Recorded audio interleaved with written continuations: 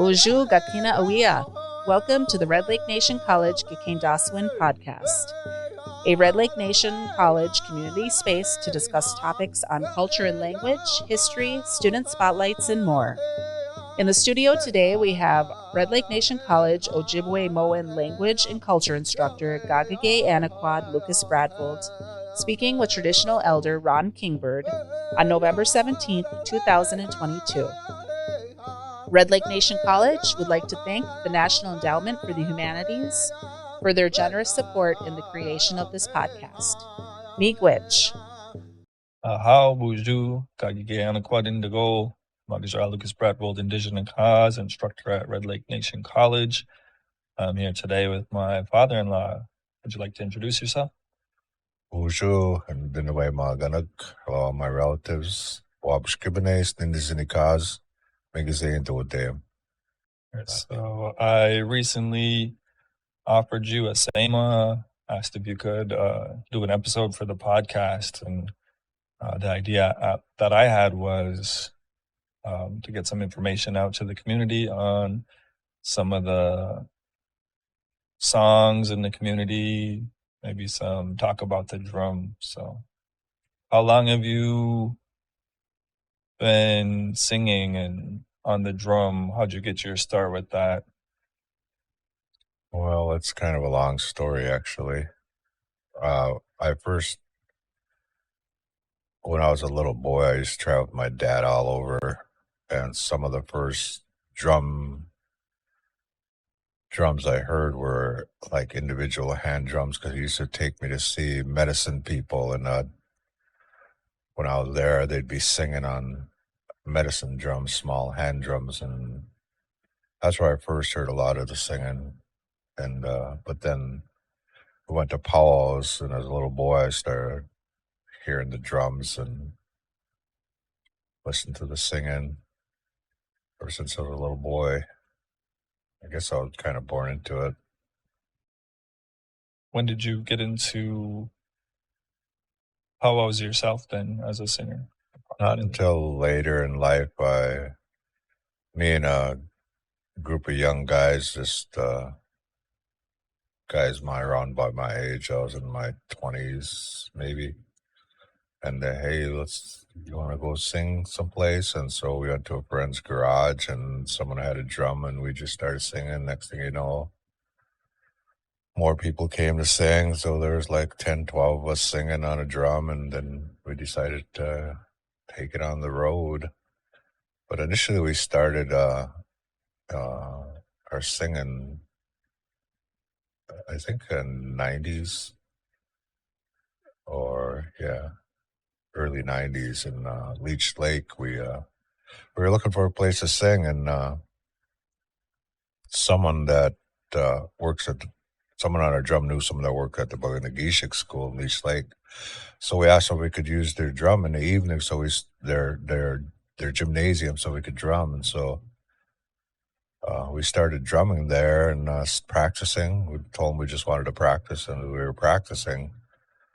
Community members in that little area, Mission Point, started coming over, and they heard us, and next thing you know, they said, "Can we dance while you guys sing?" Sure. And more people kept coming. Then other drums heard we were singing there, and pretty soon we had started having little powwows, and then we just decided some of the community members wanted to go start a dance troupe.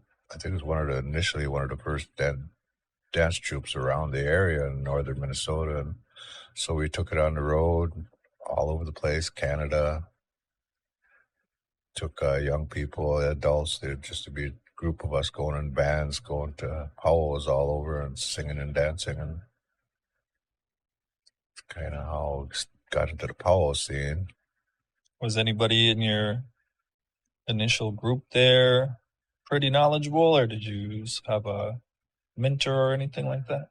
Well, there was a few of us that pretty much knew because of how we were raised. I think 4 of us initial singers were all raised around the drum and drum teachings. So we pretty much knew what songs to sing and when to sing them. With the traveling, is there what are some places that you went to? Any favorite places that you visited? Anything memorable? Personally, I used to like to go to Canada because of the hospitality they had. Sometimes we'd go into some of the backwoods native communities, and they held some pretty old time protocols. Some families would actually move out of their house and move in with their relatives and give drums and singers their house for the weekend, come and give them breakfast and feed them everything, took care of everything. We didn't have to worry about a place to stay or anything. That's why I like the traditional communities more, because they kept those values of taking care of visitors. Is there any particular drum groups that you spend a lot of time with, either on their drum or just friends in the powwow trail? Or Yeah, back in the day, there used to be a lot of drum hopping. You could pretty much jump on any drum you wanted to, or people would invite you. But I wasn't really not into contest singing so much, so I never really got into the contest mode. Uh, still not. Although I was invited a lot to be on contest drums, I've never really partook in that. But there was a lot of good singers way back. I initially got some of my first teaching by an old man in Mille Lacs Lake. Fred Benjamin, I believe his name was. He's the one first taught me about the traditional drums and how there's different members on these traditional drums, the big drum they call it. And he gave me most of the teachings about the big drum that I have. So you have different types of drums. You got regular drums, and you got big drums that are ceremonial drums. But nowadays, you just have contemporary drums, And the songs have changed quite a bit over the years from when I was a little boy, because when I was a little boy and I was listening to my dad, I was listening to these old people singing the ceremonial songs. A lot of the songs were considered like spiritual songs, either dream songs or songs that come like in a fast or in a vision or something. So those, it is believed and understood that they have more like spiritual power, more spiritual healing properties. But this drum sound itself has the belief is that it has healing properties just hearing the sound. And the word drum, de gun, de comes from the root word the heart, and then de, my heart, or oh de, someone else's heart. De gun refers to this like sound of the heart, basically. And so as I went through life and I went through university, I understood, and I did research in different spheres. I understand that the sounds can cause vibrations in people and create like I don't know what you'd call it, physical like changes in the body when you hear the drum. But one of our beliefs is like little babies, when they take them to a powwow, they'll automatically like start calming down when they hear the drum, because it's believed that the drum reminds them of how close they were to the heartbeat in a mother's womb. That's why it soothes them, and a lot of babies will sleep at the powwows because of the drum. So I guess throughout my years, I've learned a lot of different things about the drum and different teachings, and a lot of the songs nowadays people make them up. But I think I can kind of tell which songs have like a more power or meaning to them when you hear them, the songs, because only way to describe it is when someone's singing a song that doesn't really, they're just kind of made up because someone thinks it sounds good. It like has a different effect on people. It's kind of like flat. But these ones that come through like dreams and visions or spirits talking to people, showing them these songs, those are the ones that make like a bigger feeling in people. Like a lot of our songs that came previously were used in a healing capacity in ceremony or individually when they doctored people. Same with the rattles and whistles. They all produce sounds which influence a person's inner being, their physiology, and also their psychological, emotional well-being. But it's what I first heard about the songs and stuff, I started asking, well, why do people sing? And one mentor, my mentor, medicine man, told me, he says, well, we do the same things the birds do. The birds wake up in the morning and they start singing.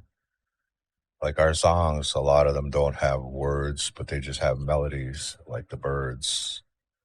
The birds, when they sing in the morning, they say they're giving praises first thing in the morning for a new life, a new day. They're seeing a new day, so they're giving their thanks and praises for being in this world. And when we sing, like most songs, there'll be a lead singer sings, and the other ones that come in with a second lead oftentimes sing the same verse that the lead singer sang. So it's like this person is sending out audible prayers into the universe, messages out, and the second lead singers come in. It's like they're answering, but they're also reinforcing the message that this person's voice is putting out into the universe. And the belief is that the sounds don't just stay like in a room. They go out all through the universe, beneath the ground, through the heavens, through the skies, all around. And that the unseen, metaphysical, spiritual essences that are hear them and feel them. That's why sometimes our songs are prayer songs asking for help and guidance, and that's the way I understand it. But some songs have a lot of power. You can feel them, and certain medicine people can actually see like spiritual essences more when a power song is sung. So what's your advice if somebody wants to get into drum teaching, singing? I would seek out either an elder that knows how to sing, and have them explain the process and why they want to sing, or they can just go, if they want to learn on their own, they can just go to a powwows and listen to the songs. I would urge someone that really wants to learn a song, maybe record a song like at a powwow and listen to one song over and over. Listen to the lead, learn to mimic it, listen to the first verse, because the songs are structured. Most songs at the powwow are structured with a lead, and then there's a second lead. Sometimes a very slight pause, but sometimes it's real brief, and so they slip right into what's called the first verse.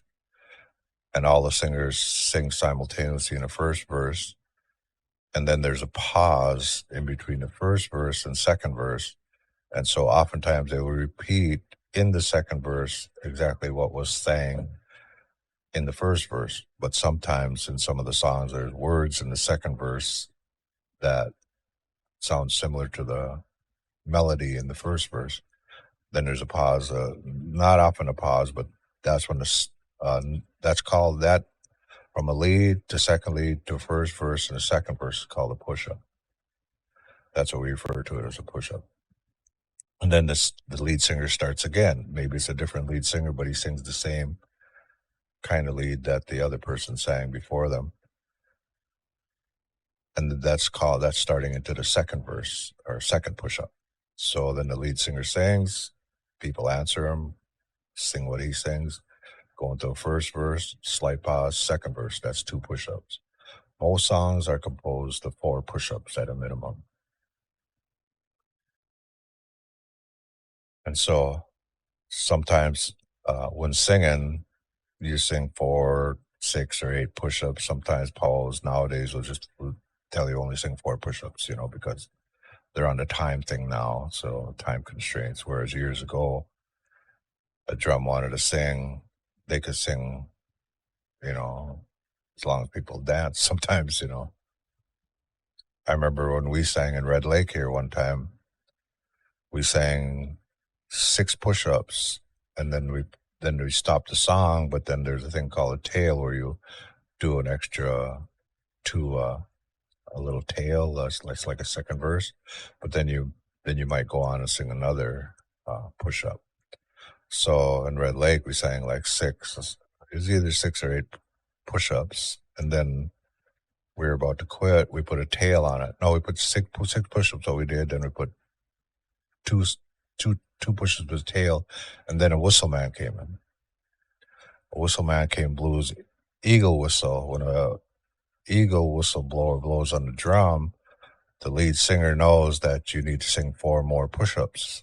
So we had 8, and then later sometimes a person will come with an eagle wing fan. It's the same rules apply as if someone blows an eagle whistle.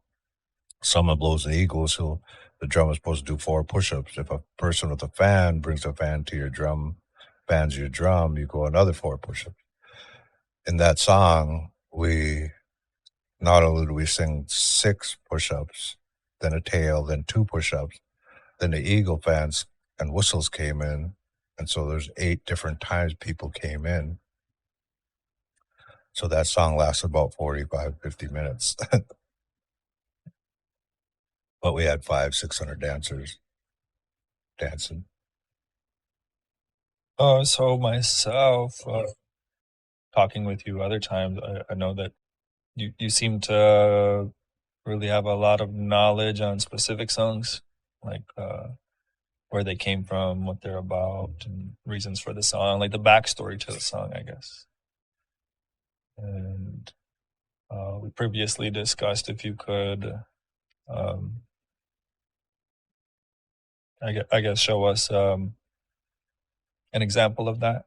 So I think you selected one for us today. Yeah, I was thinking about the traveling song, and I know some of the traditionalists might say, well, I'm not sure if you should put that on air, but it's my hope in doing this interview that the information would be used for teaching Native people to come, and that come in the future that want to learn about these things. Initially, I thought about the traveling song, and the song itself comes from an old man from Canada, out of Kenora area, and the song, he explains, came from a spirit. He was lying in the hospital ill, and we call him Manidu, the spirit came to him and sang this song to him. And from that song being sung to him, he got well, because it's believed that, like I said, our songs have healing properties to them. And this song initially started out as a healing song, and he was told to share that with people to help people in their healing. And the Ojibwe words are Gikendaasowin, Ojibwemowin. And basically what it translates to is because of me you're walking, basically. You're walking because of me, and that's what the spirit is telling them. Nowadays, the song is sung at the end of Pauls in the belief that everybody that's at the Powell gets a safe journey home when they leave the Powell area, that it helps them and guides them back home safely. And even more recently, again, they use the traveling song when they're sending someone off at a funeral.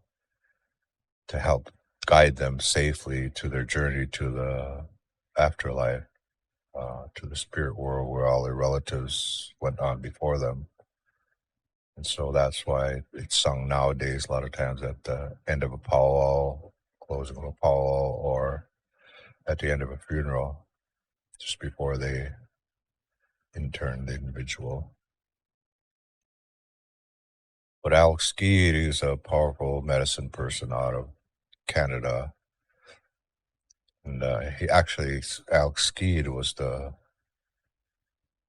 Traveling Song, one of the first songs I learned when I was a young man, but he's actually the first one, that old man, when he was alive still, he's the first one that actually blessed an eagle feather for me. My first eagle feather I ever got.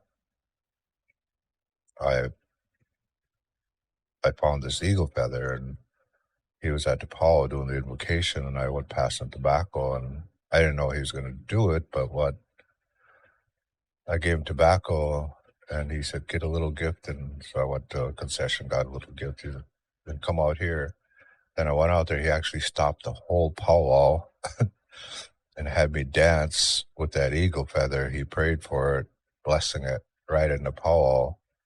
And he actually asked all the traditional dancers to come out and dance with me around one circle around that eagle feather. So Alex Skeed, that was my first encounter with him from way back in the day.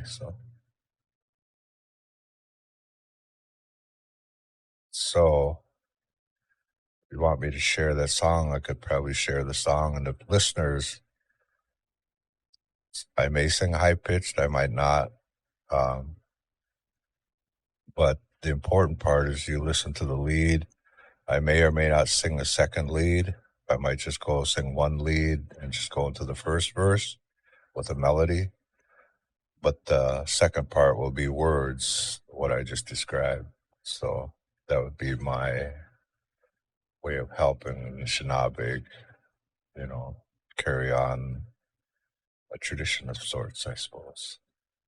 Yeah, I think that was my thinking as well, is there's so many songs out there, and some of them, they get used quite a bit, but a lot of us in the community don't necessarily, maybe we don't recognize the song, or if we do, we don't know what it's saying or what it's about or what it's used for or why.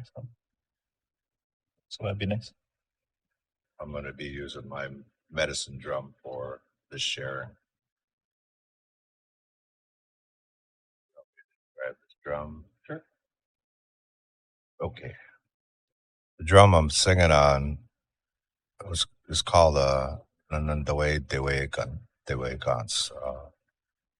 a spiritual drum. Ojibwemowin, a dream drum. I went to a ceremony, and the night before the person came to show up for the ceremony that actually conducting the ceremony, I had a dream. In my dream, I seen this drum with this one little line on it. And in the dream, someone was handing me that drum.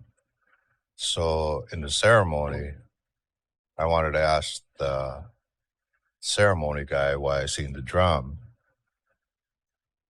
And I was way in the back of the room. It's called the dark room. And he said, take your tobacco pouch. He says, I was the last one to ask a question. I said, I want to ask about something. I didn't tell him what.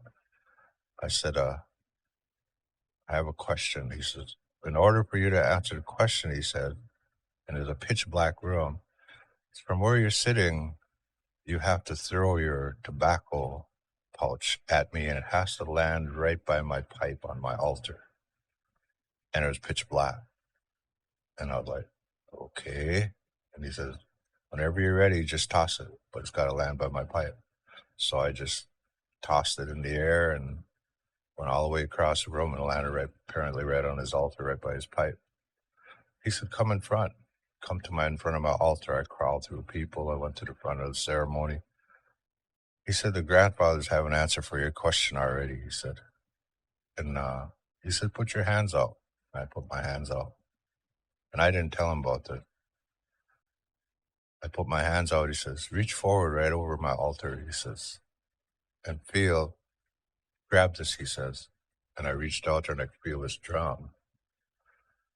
And I feel it in my hands. And he said, that's your answer from the grandfather. He said, use this to help your people. He said, through ceremony or otherwise, he said, you help. So that's how this drum came about. When they turned the light on, I seen this line on here, the one I seen the night before. I seen it in the form of spiritual in the dream, but then on the day of the ceremony, I was actually seeing it in the physical form. So that's how some of our songs come. Sometimes they come in dreams ahead of time, and they only existed in the spiritual. And then when they sing them, they come to the physical. I'll try to sing. Might have to have a do-over if I don't.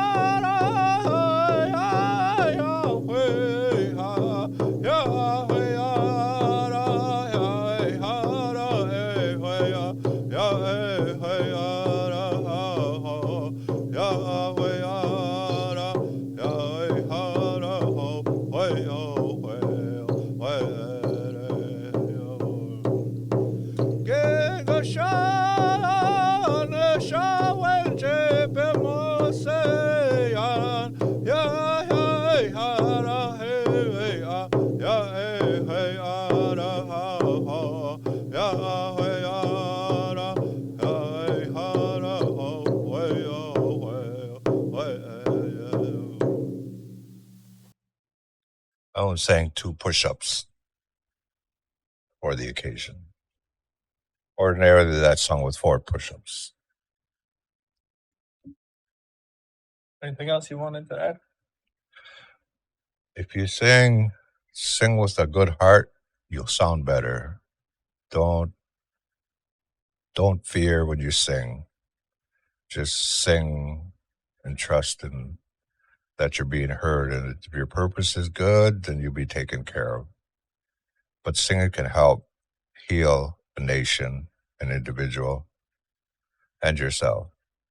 So be like the birds and give praises.